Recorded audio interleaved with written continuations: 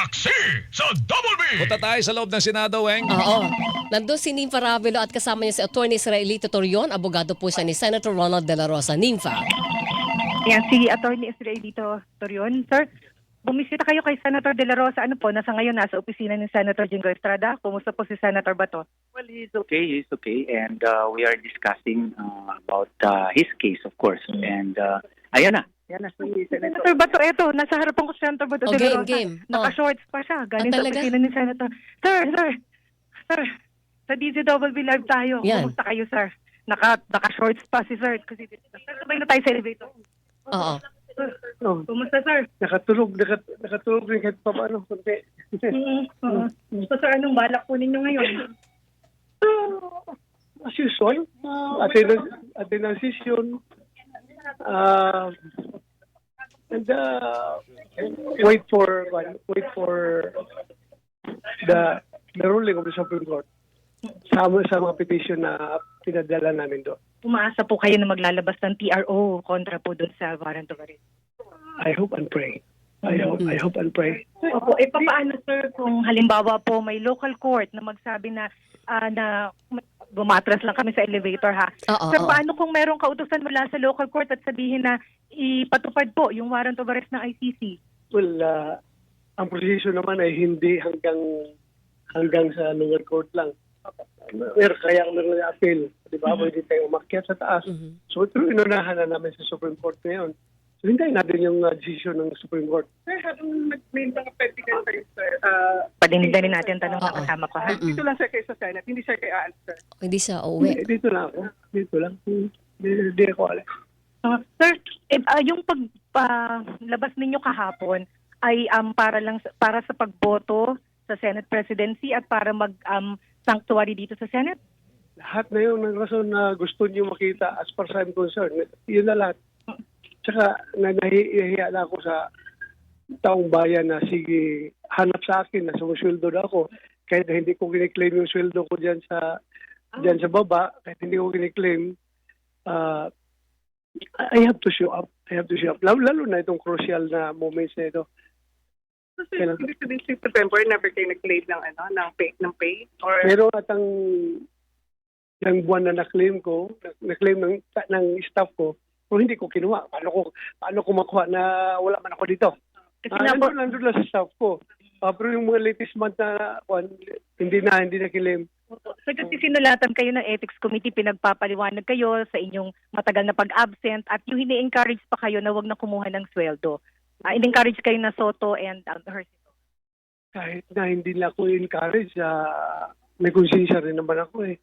Mahiya naman ako sa taong bayan na sige, sabi ko nga, kung may na-claim na kayo dyan na sweldo, hindi ko naman yung kina-claim dahil nandun man ako sa Mindanao, di ba? So, paano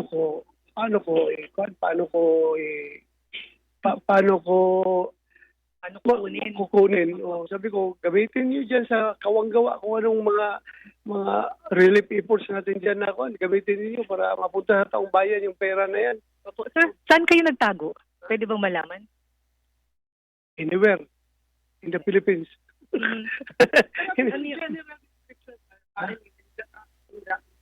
Sabi ko, Sa Mindanao ba, sabi niya, sir? Description po. Luzon, Visayas, Mindanao. So, Basta I didn't leave the Philippine jurisdiction dahil mahal kong Pilipinas. So, I nagpalipat. will live and die in this country. So, hindi kayo papayag na ilipad kayo sa Netherlands? Sino bang Pilipino na gustong litisin sa ibang bansa? Sino? Kahit sino. Tanong natin sinong Pilipino gusto gano'ng mangyari. Kaya ibig sabihin, sir, hindi kayo magpapasakay sa eroplano kahit anong mangyari.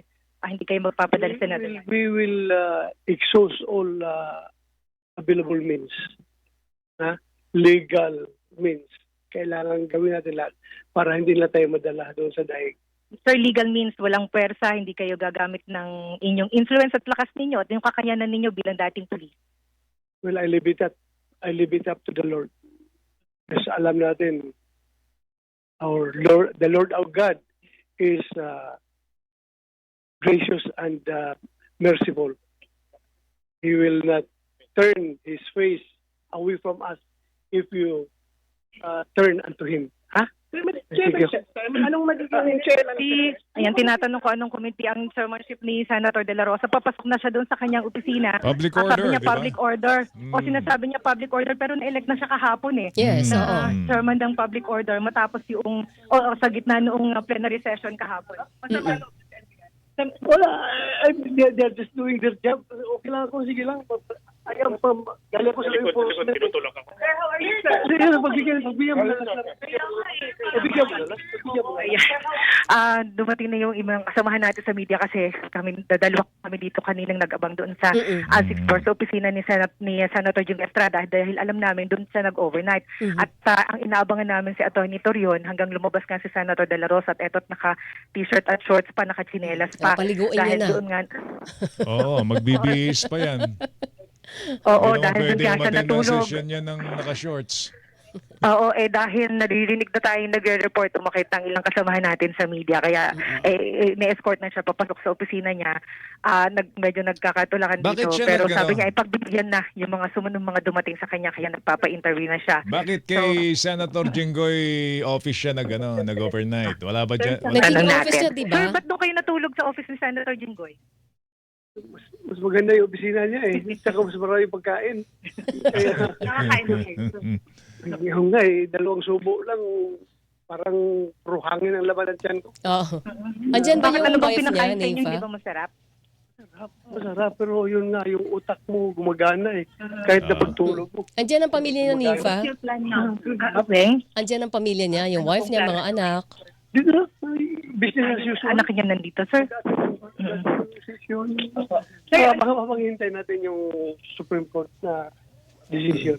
This one yung legal remedies po. Yes, we're exhausting all legal remedies. And in the meantime, while waiting, this is as usual kayo function as senator po. Yes, lalo na. Alright. Names, babalikan ka namin. Okay, Sige, well, kunin mo yung babalikan mga ka namin, impormasyon Yung pa. isang anak niya ang nandito eh. Alam ko staff niya itong Yeah, isang okay. anak ni Senator Bato. So mula dito sa Senado, Nin Paravel ng GMA Super Radio DZBB, Balitang Totoo.